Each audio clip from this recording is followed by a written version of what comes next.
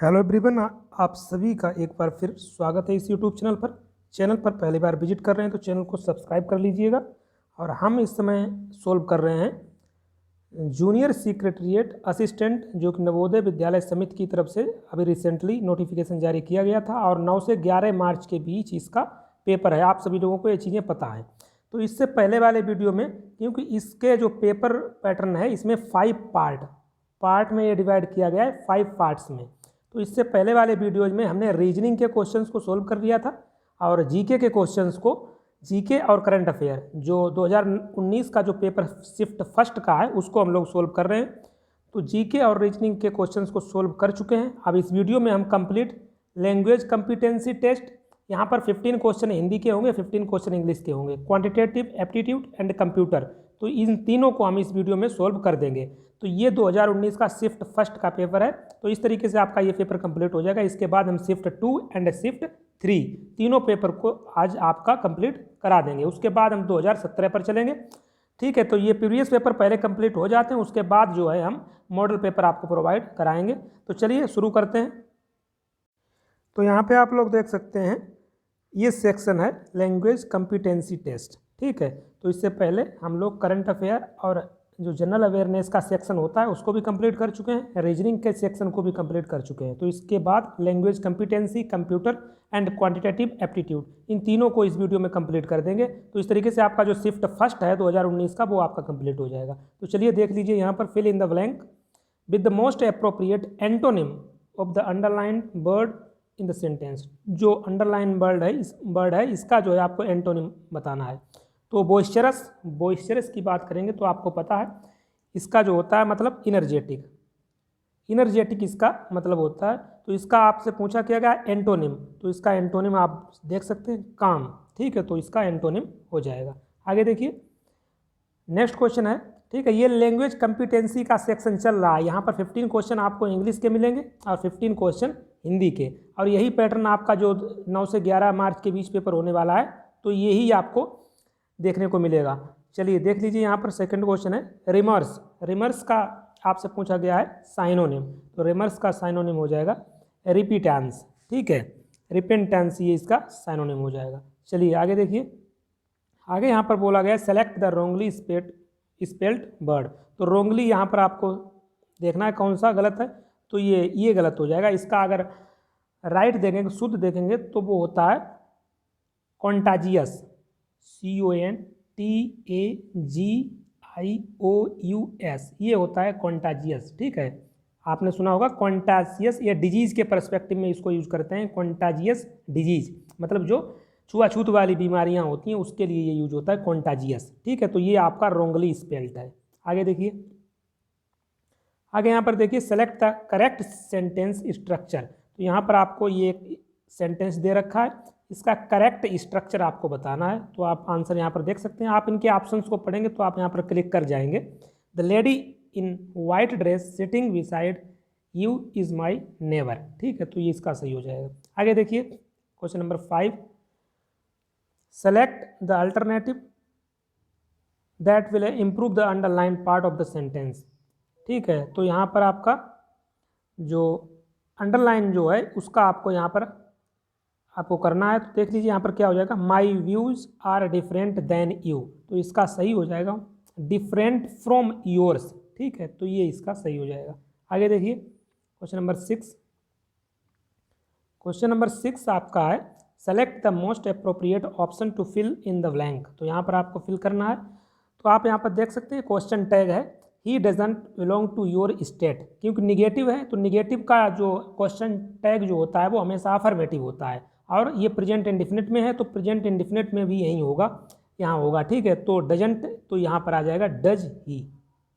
समझ रहे हैं ना, यहाँ पर डज ही, क्योंकि निगेटिव का हमेशा अफर्मेटिव जो होता है वो होता है क्वेश्चन टैग। तो यही आपका हो जाएगा। आगे देखिए क्वेश्चन नंबर 7 है fill in the blank with the most appropriate word. आपको यहाँ पर मोस्ट अप्रोप्रिएट वर्ड फिल करना है। The sky is painted in, ठीक है, at the time of sunset. तो ये रंग के रेस्पेक्टिव में आपसे कलर के रेस्पेक्टिव में बात की गई है, तो वहाँ पर वाइब्रेंट का यूज होता है। ठीक है, वाइब्रेंट आपका आंसर हो जाएगा। क्वेश्चन नंबर 8 देख लीजिए। क्वेश्चन नंबर 8 में बोला गया select the most appropriate indirect speech of the given sentence. Sentence आपको दे रखा है, my sister said to me, ठीक है, said to me shall I help you pack your luggage. तो यहाँ पर आप देख सकते हैं, तो सेड टू की जगह क्या हो जाएगा, आस्क्ड हो जाएगा क्योंकि क्वेश्चन मार्क वाला है ये। यहाँ पर आप देख सकते हैं सेल आई जो है फर्स्ट पर्सन हमेशा सब्जेक्ट के अनुसार चेंज होगा। इसी प्रकार यू जो है सेकेंड पर्सन हमेशा ऑब्जेक्ट के अनुसार चेंज होता है।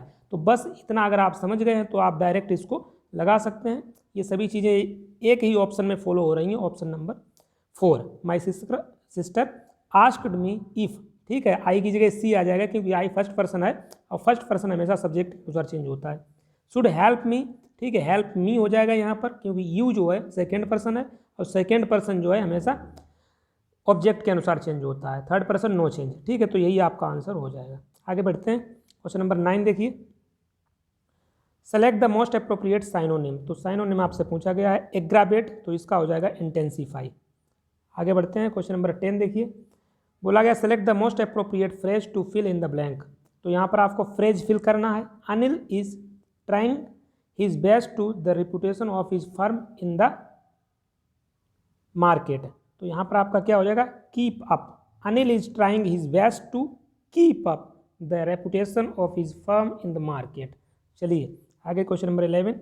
क्वेश्चन नंबर 11 है identify the segment in the sentence which contains the grammatical error. तो ग्रामेटिकल एरर आपको देखना है कहाँ पे है, माधव इज एल्डर ऑफ। तो यहीं पे आप समझ गए होंगे, एल्डर के बाद हमेशा टू प्रीपोजिशन का यूज होता है, एल्डर के बाद ऑफ नहीं होता है। तो यहाँ पर यही आपका गलत हो जाएगा, एल्डर के बाद टू आएगा। आगे बढ़ते हैं, question number 12, fill in the blank with the most appropriate antonym of the underline word in the sentence. तो यहाँ पर अप्रोप्रिएट एंटोनिम आपको बताना है अंडरलाइन का, repulsive. While some people find the snake repulsive others find is, तो repulsive का antonym हो जाएगा अट्रैक्टिव। चलिए आगे देखिए, question number 13, select the most appropriate meaning of the underline idiom. तो यहाँ जो अंडरलाइन आइडियम है इसका जो है आपको मोस्ट अप्रोप्रिएट मीनिंग बताना है। एट द, पूरा देख लीजिए, Rohan can come up with an excuse for everything at the drop of a hat. तो इसका जो है सही हो जाएगा ऑलमोस्ट इंस्टेंटली, ठीक है। तो इसका आपका हो जाएगा आइडियम है। अगला देखिए question number 14, select the correct sentence structure. तो इनको आप पढ़ेंगे तो आपको पता चल जाएगा। एक करेक्ट स्ट्रक्चर आपसे पूछा गया नो सूनर, तो नो सूनर के पास देखिए कहीं देन तो नहीं है, नो सूनर के पास देन है, यहाँ पर नो सूनर के पास दैट, ये भी नहीं होगा, नो सूनर के पास वेन है, ये भी नहीं होगा, नो सूनर के पास बट, ठीक है। तो यहाँ आप डायरेक्ट क्लिक कर सकते थे क्योंकि नो सूनर के बाद हमेशा देन का यूज होता है। तो यही आपका हो जाएगा ऑप्शन फर्स्ट। आगे चलिए question number 15, fill in the blank with the most appropriate phrase. Most appropriate phrase को आपको यहाँ पर फिल करना है, my younger brother my father in looks. तो my younger brother takes after, यहाँ पर आपका हो जाएगा सही, बिल्कुल अप्रोप्रिएट फ्रेज जो रहेगा वो रहेगा टेक्स आफ्टर। चलिए ये 15 क्वेश्चन आपके हो गए हैं लैंग्वेज कॉम्पिटेंसी टेस्ट, जो कि इंग्लिश से आपके पूछे गए थे। अब नेक्स्ट जो 15 क्वेश्चन होंगे वो हिंदी से रिलेटेड होंगे। तो चलिए देख लीजिए, पहला क्वेश्चन देखिए हिंदी का, अय का निर्माण किन स्वरों के मेल से हुआ है। तो इसका आपका सही आंसर हो जाएगा आ प्लस ए। आगे देखिए नेक्स्ट है आप यहाँ बैठ जाएं, वाक्य में रेखांकित पद में कौन सा सर्वनाम है। तो इसमें हो जाएगा मध्यम पुरुष सर्वनाम। अगला देखिए यहाँ पर संकीर्ण का विलोम विस्तीर्ण हो जाएगा, सिंपल सा है। क्वेश्चन नंबर 19 देखिए, दोबारा या अनुवाद करके कहने वाला, तो उसको द्विभाषिया बोलते हैं, ठीक है, अनेक शब्दों के लिए एक शब्द। आगे देखिए क्वेश्चन नंबर 20, निम्नलिखित में से किस वाक्य में एक प्रधान उपवाक्य एवं एक अन्य आश्रित उपवाक्य होते हैं। तो ये मिश्र वाक्य में होता है। आगे देखिए यहाँ पर क्वेश्चन नंबर 21, वाक्य क्या होते हैं, शब्दों के क्रमबद्ध समूह को वाक्य कहा जाता है। क्वेश्चन नंबर 22 देखिए, निम्नलिखित में से पुल्लिंग आपको बताना है, तो दही और खरगोश जो है वो पुल्लिंग हो जाएगा। अगला देखिए द्वीप शब्द पर्याय है, तो ये हाथी का पर्यायवाची है। अगला देखिए यहाँ पर विद्वान का पर्यायवाची आपसे पूछा गया है, तो विद्वान का पर्यायवाची प्राज्ञ हो जाएगा। अगला देखिए मैंने स्वयं देखा था कि राजू खेल रहा था, वाक्य का प्रकार है, तो ये मिश्र वाक्य है। अगला देखिए उपाधि का अर्थ पदवी होता है। क्वेश्चन नंबर 27, रिवर्टेड का अर्थ क्या है, प्रतिवर्तित।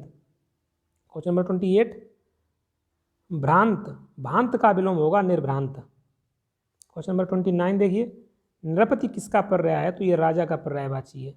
अगला देखिए रिकरिंग का अर्थ क्या होता है? आवृत्ति। तो इस तरीके से ये 30 क्वेश्चन आपके थे लैंग्वेज कॉम्पिटेंसी टेस्ट से, ठीक है। तो इसी प्रकार के आपके जो क्वेश्चन होंगे वो इस बार पूछे जाने वाले हैं, तो आप एक मोटा मोटा आइडिया यहाँ से ले सकते हैं। चलिए हम नेक्स्ट सेक्शन की तरफ चलते हैं। नेक्स्ट सेक्शन आप देख सकते हैं यहाँ पर शुरू हो चुका है क्वांटिटेटिव एप्टीट्यूड। तो क्वांटिटेटिव एप्टीट्यूड के 20 क्वेश्चन आपको पूछे गए थे उस टाइम, तो इस बार भी आपसे 20 क्वेश्चन पूछे जाएंगे क्वांटिटेटिव एप्टीट्यूड से। तो चलिए देख लेते हैं इन क्वेश्चंस को। सिंपल से क्वेश्चन है, देखिए एक बल्लेबाज ने 16 छक्के और 6 चौकों की मदद से कुल 220 रन बनाए। उक्त बल्लेबाज ने अपने बनाए रनों का कितना हिस्सा विकेट के बीच दौड़कर बनाया? तो 16 छक्के मारे उसने, तो टोटल कितना बनाया होगा? 96, और 6 चौके यानी कि 24, तो टोटल कितने रन छक्के और चौकों से टोटल रन कितने होंगे? 6 4 10, और ये हो जाएगा 12। तो 120 रन उसने छक्के और चौकों की मदद से बनाया। टोटल बनाए कितने? 220। तो 220 में से इसको माइनस करेंगे तो आपके पास बचेगा 100 रन उसने दौड़ के बनाए हैं, ठीक, विकेटों के बीच दौड़कर। परसेंटेज में पूछा गया है 100 रन उसने बनाए हैं विकेटों के बीच दौड़कर, कितने में से? टोटल 220 में से, इंटू 100। यहाँ से इसको काट देंगे, यहाँ से 11 हो जाएगा, ये हो जाएगा 5, ठीक है। तो 500 अपान 11, तो यहाँ पर 500 अपान 11, इसको सोल्व कर लीजिए, कितना आ जाएगा? 11 चौके 44 आ जाएगा 60, 11 55, 5 इतना, ठीक है। 45 सही 5/11%, यानी कि ऑप्शन ए आपका सही हो जाएगा, ठीक है। तो इस तरीके के क्वेश्चन हैं। अगला देखिए क्वेश्चन नंबर 2। कोई राशि किसी निश्चित प्रतिवर्ष साधारण ब्याज की दर से निवेशित करने पर 15 वर्षों में 4 गुना हो जाती है। ब्याज दर की गणना कीजिए। तो सिंपल इंटरेस्ट से रिलेटेड है। एक्स मान लीजिए ये एक्स है मूलधन, अब ये कितना हो जाता है? 4x 15 दिनों में। तो कितना इंटरेस्ट कितना बढ़ गया?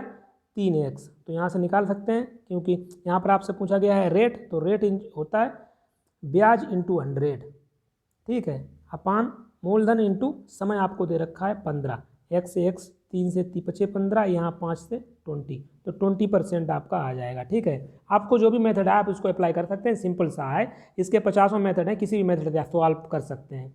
चलिए अगले देखिए, 2 दोस्तों ए और बी की वर्तमान आयु 8 और 9 के अनुपात में है, ठीक।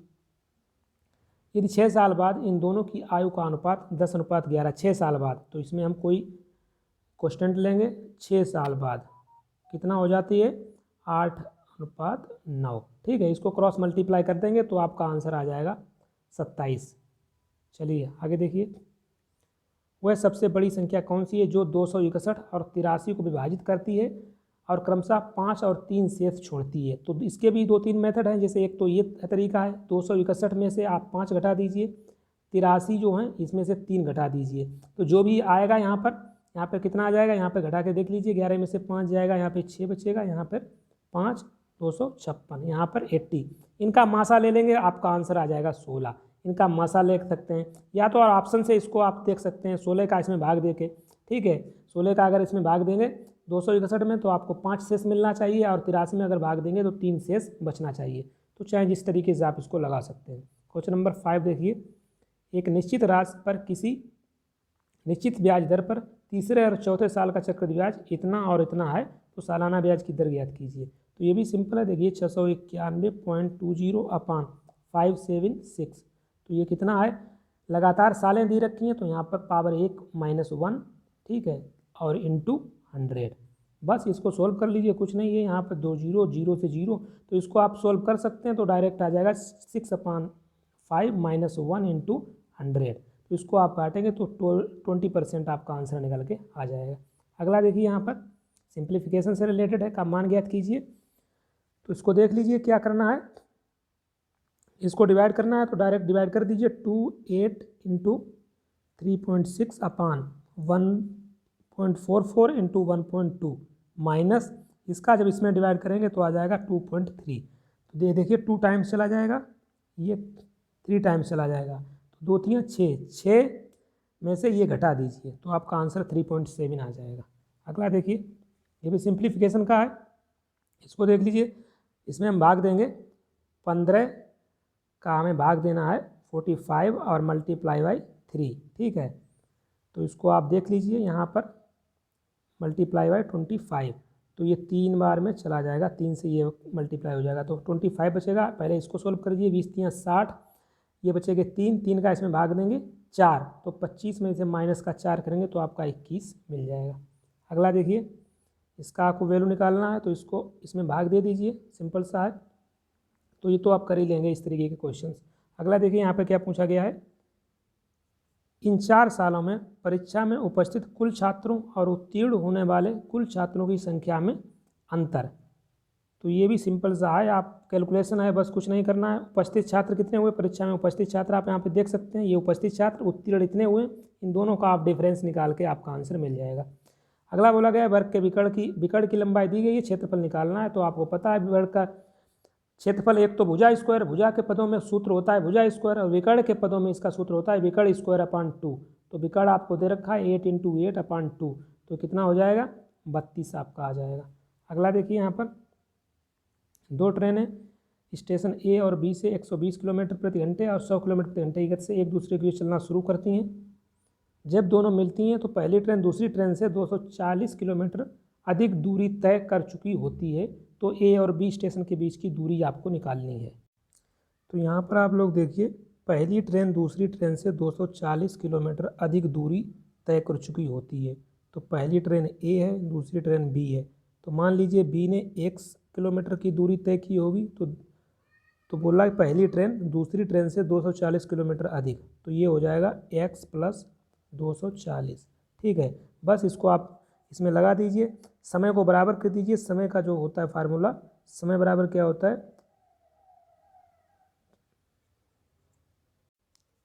दूरी अपॉन चाल। तो ए का दूरी कितना है, x + 240। ठीक है, इसका चाल है 120 = बी का दूरी है x और इसका चाल है 100। बस इसको आपको सोल्व करना है, सोल्व कर लीजिए तो आपका x का वैल्यू यहाँ से निकल के आ जाएगा, क्रॉस मल्टीप्लाई करेंगे 1200। 1200 को आप इसमें पुट कर देंगे, 1200 और 1200 2400, 2400 और 240 2640 आपका आंसर आ जाएगा। तो इस तरीके से इसको आप लगा सकते हैं। आगे देखिए क्वेश्चन नंबर 12। रमेश ने 60,000 में एक वस्तु खरीदी और उसे 20% की हानि पर बेच दिया। प्राप्त राशि से उसने एक और वस्तु खरीदी और उसे 25% लाभ पर बेचा। उसके कुल लाभ और हानि की गणना करें।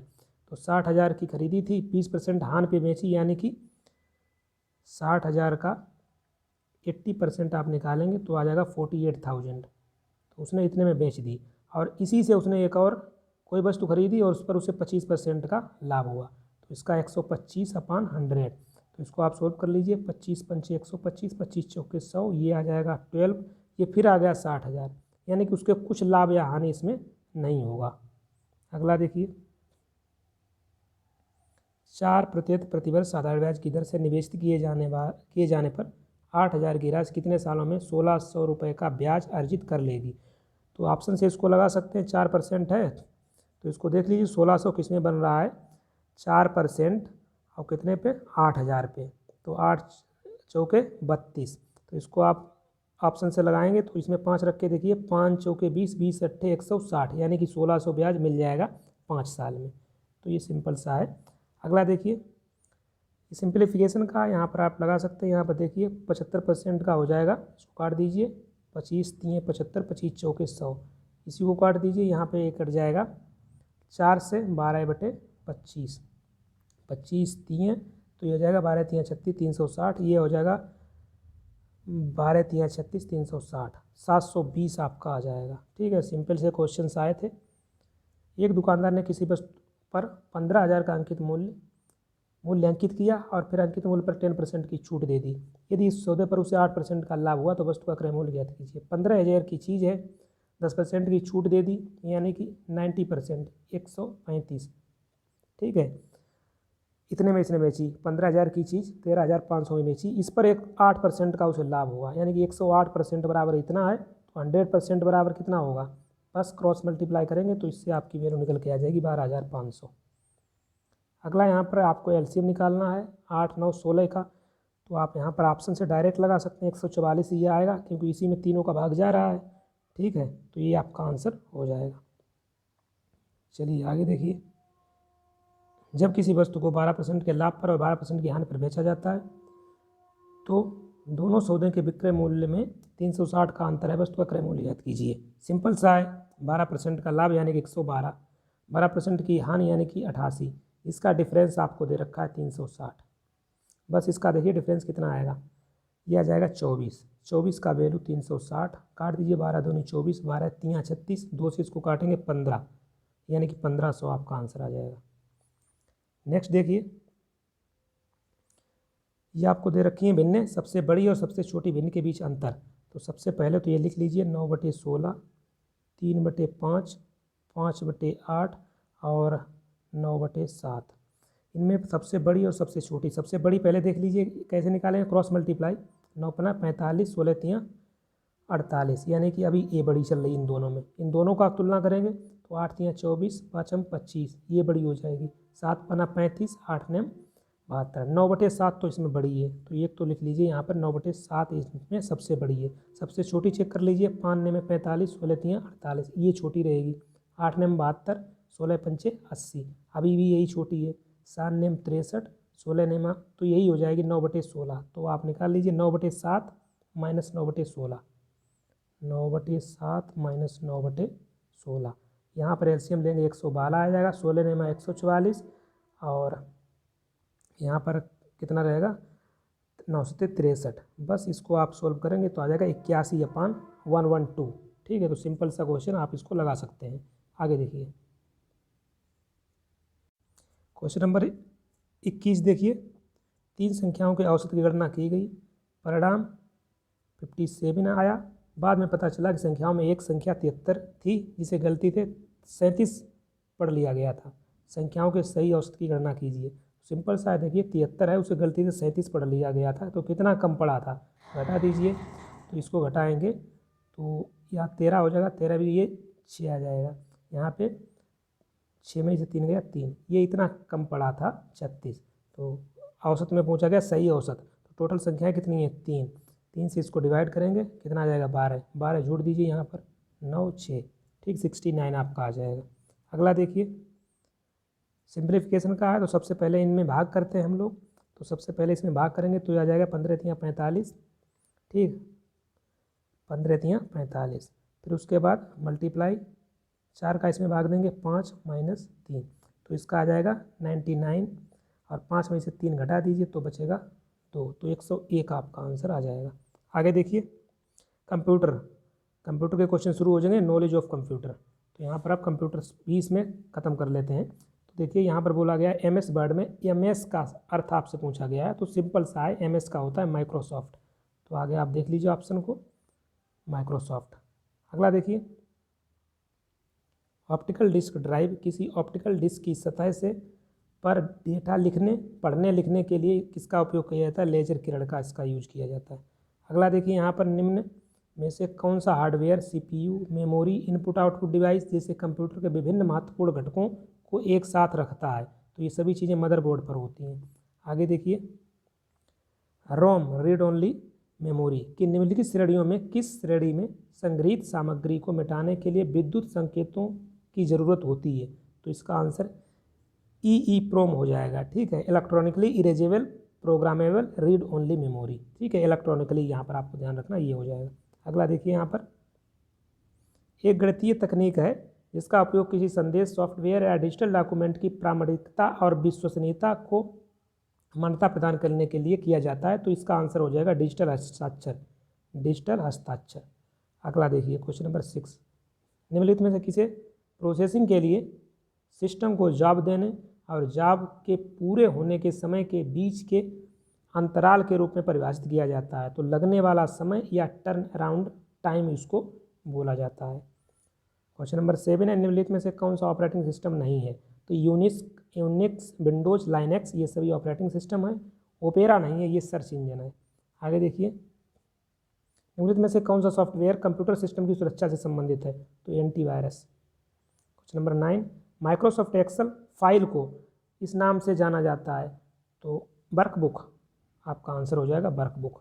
अगला देखिए मानक KWERTY की कीबोर्ड, ठीक है, कीबोर्ड में निम्नलिखित में से कौन सी कुंजी W कुंजी के ठीक दाईं ओर होती है। तो जिससे भी आप टाइप करते हैं, मोबाइल में लिखते हैं, वो भी यही कीबोर्ड रहता है। तो उसमें W जो कुंजी रहती है उसके ठीक दाईं ओर आपसे पूछा गया है E। इसको आप प्रैक्टिकली देख सकते हैं। चलिए मैं आपको दिखा देता हूँ। आप यहाँ पर देख सकते हैं ये कीबोर्ड की बात कर रहा है। जैसे हमने कुछ टाइप करना है, फॉर एग्जांपल हमें यहाँ पे कुछ टाइप करना है, तो यहाँ पर आप देखेंगे ये शो नहीं कर रहा है। तो यहाँ पे आप देख सकते हैं, आपको दिख रहा होगा W के दाईं ओर आपको मिल जाएगा E ही होगा। आप देख रहे होंगे यहाँ पर W के दाईं ओर E। ठीक है, चलिए नेक्स्ट क्वेश्चन है, MS वर्ड में फॉन्ट डायलॉग बॉक्स खोलने के लिए निम्नलिखित में से किस कीबोर्ड शॉर्टकट का यूज किया जाता है? तो कंट्रोल शिफ्ट प्लस F, इन तीनों को अगर आप प्रेस करेंगे तो जो फॉन्ट डायलॉग है वो ओपन हो जाता है। आगे देखिए MS पावर पॉइंट प्रेजेंटेशन का डिफ़ॉल्ट व्यू नॉर्मल रहता है। नेक्स्ट देखिए MS एक्सेल में सक्रिय सेल का एड्रेस प्रदर्शित करता है नेम बॉक्स। अगला देखिए यहाँ पर क्वेश्चन नंबर 14, इंटरनेट से जुड़े हर कंप्यूटर सिस्टम में IP एड्रेस होता है। IP का फुल फॉर्म आपसे पूछा गया, इंटरनेट प्रोटोकॉल। 15 है, निम्नलिखित में से कौन सी विशेषता कंप्यूटर की आद्य व्यवसाय डिलीजेंस विशेषता को दर्शाती है? तो बिना थके या नीरसता से घंटों तक काम करना, ये इसकी डिलीजेंस विशेषता है कंप्यूटर की। 16 देखिए, कंप्यूटर सिस्टम के हार्डवेयर संसाधनों को निम्न में से कौन नियंत्रित करता है? ऑपरेटिंग सिस्टम इसको नियंत्रित करता है। आगे है, MS एक्सेल में किसी सेल रेंज में सभी संख्याओं को जोड़ने के लिए निम्न में से किस सूत्र का यूज किया जाता है? तो सम का यूज करते हैं, ये आपको ध्यान रखना है। आगे देखिए यहाँ पर MS एक्सेल वर्कशीट की सेल रेंज B4 F9 की अंतिम सेल का पूर्ण पता एब्सोल्यूट एड्रेस क्या होगा? तो इसका ये एड्रेस हो जाएगा। ठीक है, चलिए यहाँ पर देखिए CD का फुल फॉर्म कम्पैक्ट डिस्क होता है। यहाँ पर बोला है निम्नलिखित में से कौन सी एक प्रकार की गैर वाष्पशील नॉन वोलेटाइल मेमोरी आपसे पूछा गया है? तो यहाँ पर EEPROM हो जाएगा। अगला देखिए, तो ये थे सभी क्वेश्चन आपके हो चुके हैं। ठीक है, तो सारे के सारे क्वेश्चन आपके यहाँ पर हो चुके हैं। ये जो शिफ्ट सेकंड का पेपर है 12:30 से 2:30 बजे के बीच हुआ था, तो शिफ्ट फर्स्ट आपका कंप्लीट हो चुका है। सब शिफ्ट फर्स्ट के सभी जो भी पार्ट थे वो मैंने आपको यहाँ पर करा दिए हैं। अब सेकेंड शिफ्ट के कंप्लीट पेपर को एक ही वीडियो में मैं समाप्त कर दूंगा, उसके बाद थर्ड शिफ्ट का। ठीक है, तो सेकेंड शिफ्ट का अब इसके बाद मैं अपलोड कर दूंगा। और इस PDF की जो इस पेपर का जो PDF है वो आप जो चैनल का टेलीग्राम है वहाँ से इसको ले लीजिएगा। Thank you.